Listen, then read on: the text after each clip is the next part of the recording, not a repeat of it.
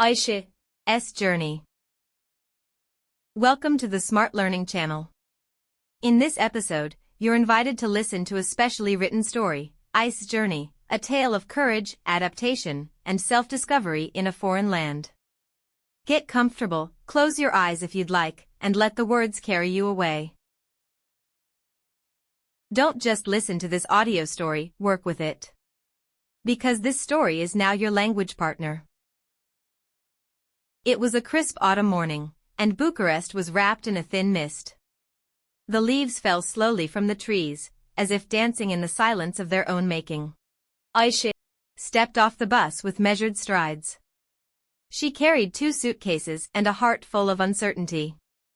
Everything felt new. The buildings, the sounds, the smells. Bucharest held an energy she had never encountered before. It was neither welcoming nor hostile, just different. While searching for the student dormitory, she felt longing for the first time, not for a place, but for certainty. When she arrived at her room, she gazed at the bare walls. Then she sat at her desk and opened her journal. She wrote only this: I am here. I don't know what I'm looking for, but I hope to find something. The first weeks passed in a mix of awe and fatigue. Romanian words were heavy on her tongue, and the faces around her seemed too hurried to notice a silent presence. Attended classes, Aisha took notes and smiled politely, but she felt invisible. Sometimes she walked alone through the park next to the university. She watched the people, listened to the language, and tried to understand not only with her mind, but with her soul. She began to notice gestures, how elderly people greeted each other, how children ran fearlessly, how students laughed in front of the library. One day she entered an old bookstore. She wasn't looking for anything in particular, but a small, blue-covered book caught her eye. Its title was The Path to Self. Each night, she began to read it. She didn't understand every word, but she grasped the essence: every person is on a quest. One morning, on her way to the university, it began to rain. She didn't have an umbrella, and within minutes her clothes were soaked. But to her surprise, she didn't feel sad. For the first time, Bucharest seemed to embrace her. She smiled quietly. An ordinary rain had become a release. She realized that you don't need to understand everything to belong. Sometimes, you just need to be present. From that day on, Aisha began to write more, short poems, simple reflections, observations. She even submitted one of her poems to a university contest.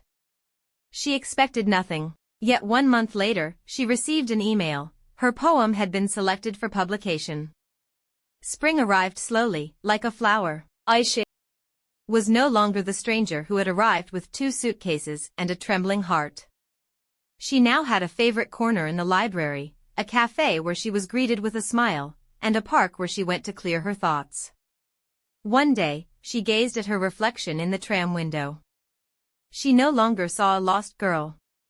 She saw a woman who had learned to listen, observe, and feel. She understood that every journey is actually a return to the self, and sometimes, to find yourself, you must get a little lost even in a foreign city. This story was created especially for the Smart Learning channel. If you enjoyed it, don't forget to subscribe, hit the like button, and share the story. Until the next word journey, I wish you inspiration, peace, and courage. Dear listener, this podcast is not just an exercise in listening, it's a powerful tool designed for active learning. As you listen, focus your attention, be present with the words and their context. Here are suggested steps. First, listen. In a comfortable space, listen without reading. Focus on pronunciation and attempt to understand. Second, listen. Slow mode, pause after sentences. Write down unfamiliar words or expressions. Take notes. Use a notebook to write down unknown words and phrases. Repeat aloud. Be bold. Repeat sentences with your voice. Using the shadowing technique, improve your pronunciation. Record yourself. Record your voice and compare it to the original podcast. Weekly review. Listen again after some time and observe your progress.